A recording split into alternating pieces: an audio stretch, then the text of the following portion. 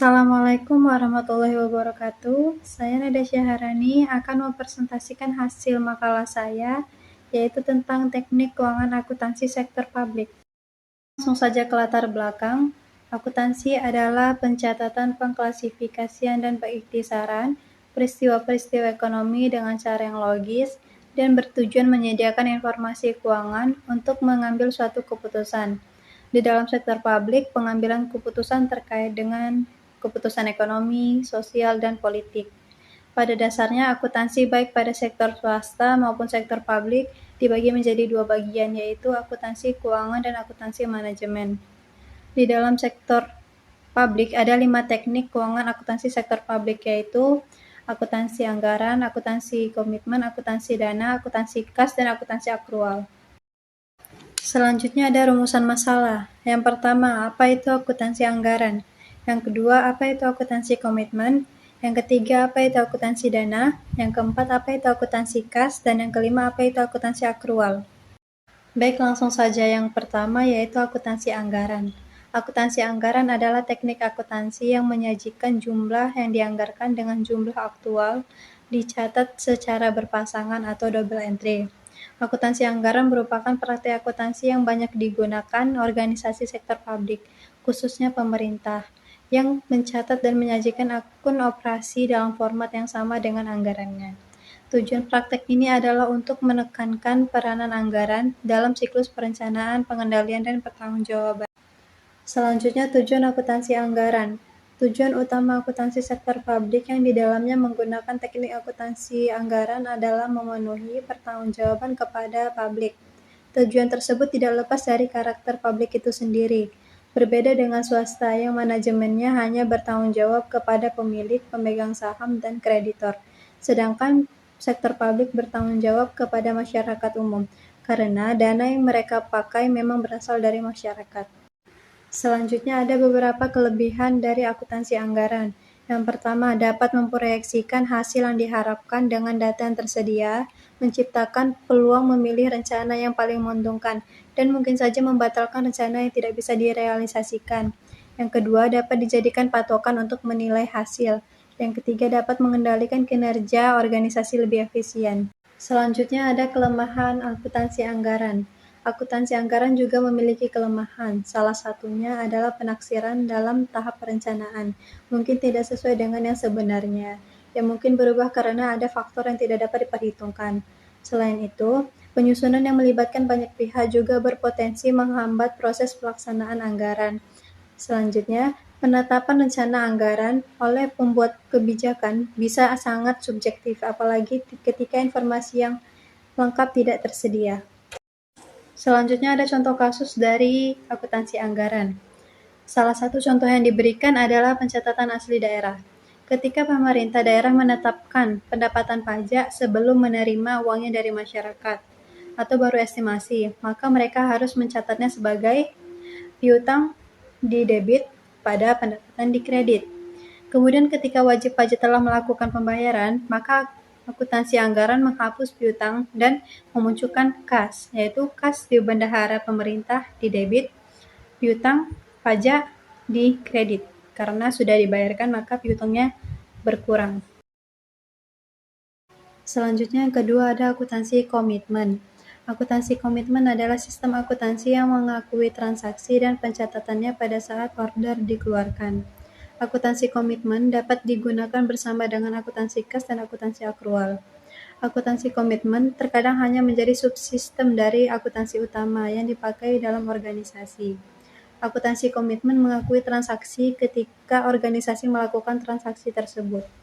Hal ini berarti bahwa transaksi tidak diakui ketika selesai dibayarkan atau diterima. Tidak juga ketika faktur diterima atau dikeluarkan, tapi pada waktu yang lebih awal, yaitu ketika order dikeluarkan atau diterima. Selanjutnya ada tujuan akuntansi komitmen. Tujuan utama akuntansi komitmen adalah untuk pengendalian anggaran. Agar manajer dapat mengendalikan anggaran, ia perlu mengetahui berapa besar anggaran yang telah dilaksanakan atau digunakan jika dihitung berdasarkan order yang telah dikeluarkan. Dengan menerima akun atau faktur diterima atau dibayarkan, ia dapat dengan mudah menghabiskan anggaran. Tentu saja manajer yang teliti akan tahu bahwa akun-akun tidak memasukkan order yang dikeluarkan yang mana faktur belum diterima, dan oleh karena itu ia membuat catatan sendiri agar tidak melakukan pemborosan. Selanjutnya ada contoh kasus dari akuntansi komitmen. Misalnya, manajer memesan 100 kotak kapur tulis. Manajer ini telah menentukan pemasok mana yang akan dipilih dan harga sekarang dari kapur ini. Misalnya adalah 5.000 per kotaknya. Manajer mendebit beban. Ada macam-macam faktor yang mempengaruhi jumlah dari faktur yang kemudian akan diterima, seperti misalnya pemasok tidak memiliki 100 kotak kapur, harga yang kemudian berubah, atau asumsi harga yang salah dari manajer. Maka kredit tidak menuju pada pemasok, bukan utang atau kas yang diberikan kepada pemasok. Namun, akun pemesanan sebagai berikut. Kapur di debit 500, pesanan kepada pemasok di kredit 500. Ketika fakturnya telah diterima, maka jurnalnya pesanan kepada pemasok di debit 500 dan utang kepada pemasok di kredit 500, mungkin karena dia tidak membayarnya secara cash ya. Selanjutnya yang ketiga ada akuntansi dana. Akuntansi dana adalah sistem akuntansi yang biasanya digunakan nirlaba dan sektor publik. Sistem adalah metode pencatatan dan penyajian entitas akuntansi seperti aset dan kewajiban yang dikelompokkan sesuai dengan kegunaannya masing-masing. Sumber daya berupa dana yang disediakan digunakan oleh organisasi nirlaba dan institusi pemerintah biasanya mempunyai keterbatasan penggunaan, dalam arti dana-dana tersebut dibatasi penggunaannya untuk tujuan atau aktivitas tertentu, yang terkadang syarat dari pihak eksternal yang merupakan penyedia dana. Berikut ada contoh kasus dari akuntansi dana. Pemerintah menerima pinjaman dari World Bank atau Bank Dunia sebesar 10 miliar untuk membangun jembatan dan jalan. Maka tidak ada pilihan lain bagi pemerintah selain menggunakan dana 10 miliar tersebut untuk membangun jembatan dan jalan.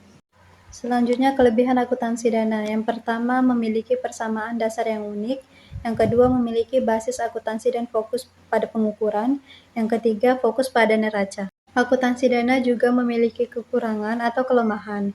Yang pertama, perusahaan perorangan atau milik pribadi kurang menguntungkan dibandingkan dengan perusahaan yang dimiliki pabrik. Yang kedua, adanya kesalahan dalam memahami makna entitas. Selanjutnya yang keempat ada akuntansi kas. Penerapan akuntansi kas, pendapatan dicatat pada saat kas diterima dan pengeluaran dicatat pada saat kas dikeluarkan. Kelebihan kas basis adalah mencerminkan pengeluaran yang aktual, real, dan objektif. Namun demikian, GAAP tidak menganjurkan pencatatan dengan menggunakan kas, karena tidak mencerminkan kinerja yang sesungguhnya. Dengan kas basis, tingkat efisiensi dan efektivitas suatu kegiatan, program, atau aktivitas tidak dapat diukur dengan baik.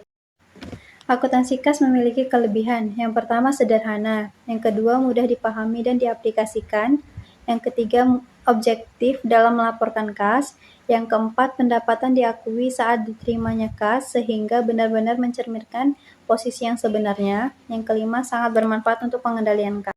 Berikut pula beberapa kekurangan akuntansi kas. Yang pertama, tidak mencatat utang, piutang, dan aset tetap secara akurat. Yang kedua, laporan keuangan yang dihasilkan tidak komprehensif. Yang ketiga, tidak dapat menggambarkan kinerja organisasi secara lebih baik. Yang keempat, tidak dapat memisahkan antara penerimaan kas dari perolehan pendapatan dengan dari utang. Yang kelima, tidak dapat mengaplikasikan depresiasi aset tetap. Dan yang terakhir ada akuntansi akrual. Akuntansi akrual dianggap lebih baik daripada akuntansi kas. Teknik akuntansi berbasis akrual ini diyakini dapat menghasilkan laporan keuangan yang lebih baik, yang lebih dapat dipercaya, lebih akurat, komprehensif, dan relevan untuk pengambilan keputusan ekonomi, sosial, dan politik.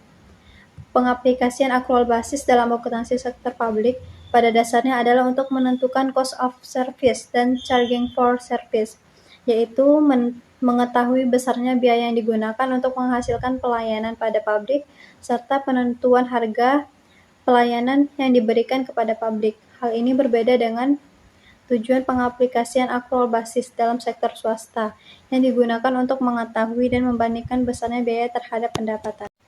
Berikut beberapa kelebihan dari akuntansi akrual. Yang pertama, pendapatan diakui pada saat dihasilkan dan beban diakui pada saat terjadinya, sehingga bukan terbatas pada ukuran kas masuk dan kas keluar.